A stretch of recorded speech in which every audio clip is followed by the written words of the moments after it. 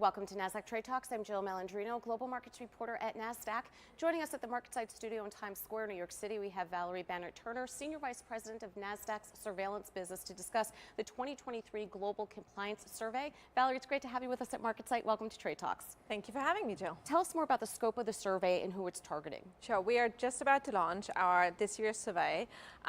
We've been running this since 2015, so full of super interesting and comprehensive information about how surveillance and compliance has evolved over the many years. This year, we have about 190 compliance professionals answering the survey.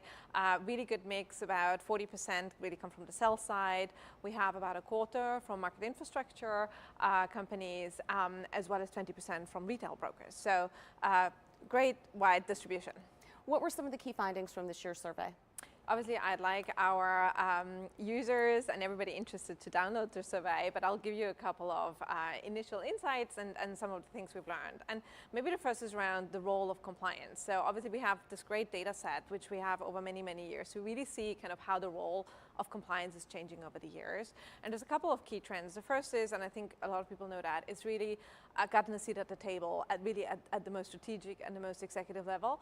We did see some regional differences there, though. We basically saw 92% of respondents said in Americas, compliance is right there in the strategy, formation, and decision making. But in APAC, actually, it was only really 67%. So it's interesting to see the difference. Another interesting trend, like for many years, really the primary role of compliance is around protecting the brand of the company, and that was always number one. But what we've seen is kind of an emerging trend that is still protecting the brand is number one, but really what has come like a close second is really creating a culture of compliance. So much more investment in the culture and in the behavior. Also some interesting regional trends, but that has really come to the forefront. And in line with that, what we have seen is that compliance is actually really not a tick box exercise anymore. It's really about driving value. It's about being proactive. It's going a bit, above what is absolutely mandated and actually showing you want to do a good job and you want to help comply and fight financial crime and help to mitigate market abuse. So great trends there and definitely going in the right direction from our perspective. What about technology? What are they saying about that? Yeah. So also some interesting insights. So first I want to highlight is actually 50% of our clients already use compliance technology in the cloud today. If you look back at the data, that is probably one of the fastest trends we have seen. So really fast adoption. We think it's going to kind of continue at that at that pace. So that was really good to see.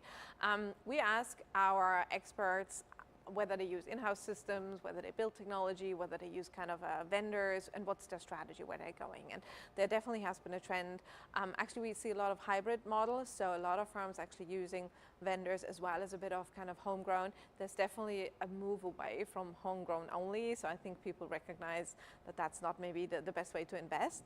And the move and trend towards really having strategic partners in that function. Well, of course, we have to talk about budget, right? So Yes. What about compliance, budgets, and investments? Yeah, and I think this goes quite in line with the macroeconomics and also what we see in the industry. So, and again, beautiful data over many years. So what we have seen is kind of on a pre-COVID basis, when we looked at the data there, we actually saw a bit of a stagnation on the spending. So there was kind of obviously, when a lot of regulation came in, it was growing very quickly. Pre-COVID, it stagnated a bit. During the COVID phase, we actually saw a lot of big digital transformation programs. So there was kind of really investment in, refreshing, improving technology. We've seen this with our customers, so that was seen in the numbers too. And now we're actually back to double-digit growth. We saw that last year. We're seeing this year as well. 36% of all the respondents said they do see double-digit growth in the compliance budget spending. So good investment, continued good investment in this space. What's the most prominent compliance challenge? We have been, in the way we communicate with our clients and what we focus on, we have talked a lot about the regulatory focus on not only obviously the manipulative schemes, but also systems and controls. And that's actually something we saw now represented in the survey. So our respondents basically said that reporting and the administrative kind of requirements associated with regulation is the number one concern. building good systems and controls, making sure your program is in great shape is number one now, which was really interesting to see, and that really comes from how regulation has actually been driving like all the rules, but also the enforcements we have seen in terms of how many fines were around systems and controls, and not only manipulative schemes, for example. And then in addition, like as many know, market manipulation, layering and spoofing was always kind of top of the list. This year we actually have seen a good focus on conduct, employee conduct, like conduct risk as a whole. So insider trading, personal account trading, those types of risks have come to the forefront this year, which is really interesting to see. Are there any notable changes from past year's results?